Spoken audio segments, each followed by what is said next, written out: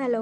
അപ്പോൾ ഇന്നത്തെ വീഡിയോ നമ്മൾ എന്താ ചെയ്യുന്നതെന്ന് വെച്ച് കഴിഞ്ഞാൽ കപ്പ വേവിക്കുന്നതാണ് കാണിക്കുന്നത്. അതായത് ഇന്നലത്തെ വീഡിയോൻ്റെ ബാക്കിയാണ്. ഇന്നലെ നമ്മൾ ഓൾറെഡി പറഞ്ഞിരുന്നു കപ്പയും എല്ലുകറിയാണ് ചെയ്യുന്നതെന്ന് പറഞ്ഞിരുന്നു. പക്ഷേ എല്ലുകറി മാത്രമേ കാണിച്ചിട്ടുള്ളായിരുന്നു. ഇന്ന് അതിൻ്റെ ബാക്കി വീഡിയോ ആണ് നമ്മൾ കാണിക്കുന്നത്. അപ്പോൾ അരിഞ്ഞു വെച്ച കപ്പയിലേക്ക് ആവശ്യത്തിന് വെള്ളം ഒഴിച്ച് അടുപ്പിൽ വേവിക്കാൻ വെക്കുക. അപ്പോൾ കപ്പ വേവുന്ന ടൈമിൽ നമുക്ക് അരപ്പിന് വേണ്ട സാധനങ്ങൾ എടുക്കാം. എന്തൊക്കെയാണെന്ന് വെച്ച് കഴിഞ്ഞാൽ വെളുത്തുള്ളി വേണം, ജീരകം, പച്ചമുളക് നിങ്ങളുടെ ആവശ്യത്തിനനുസരിച്ച് എടുക്കുക. അതായത് എരിവ് വേണ്ടുന്നവർക്ക് കൂടുതൽ പച്ചമുളക് എടുക്കാം. പിന്നെ ഉപ്പ് വേണം, മഞ്ഞൾപ്പൊടി വേണം, കറിവേപ്പില വേണം. ഇതെല്ലാം കൂടെ മിക്സിയിലിട്ട് ജസ്റ്റ് ഒന്ന് ക്രഷ് ചെയ്തെടുക്കുക.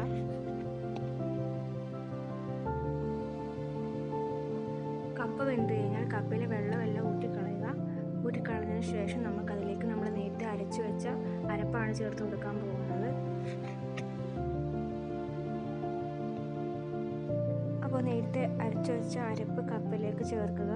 അതിനോടൊപ്പം തന്നെ കുറച്ച് മുളക് പൊടിയും കുറച്ച് ഉപ്പും ചേർത്ത് ഒന്ന് അടച്ചു വെച്ച് ഒരു 5 മിനിറ്റ് മതിയോ, 5 മിനിറ്റ് ഒന്ന് വേവിക്കുക. അതായത് അരച്ചു വെച്ച അരപ്പിൻ്റെ പച്ചമണമൊക്കെ മാറുന്നത് വരെ ജസ്റ്റ് ഒരു 5 മിനിറ്റ് വേവിച്ചെടുക്കുക.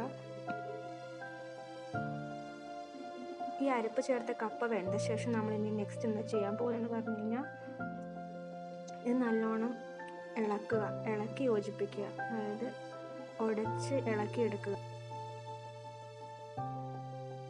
അങ്ങനെ നമ്മുടെ കപ്പ ഇവിടെ റെഡി ആയിട്ടുണ്ട്. അങ്ങനെ ഫൈനലി നമ്മുടെ കപ്പയും എല്ലുകറിയും റെഡി ആയിട്ടുണ്ട്.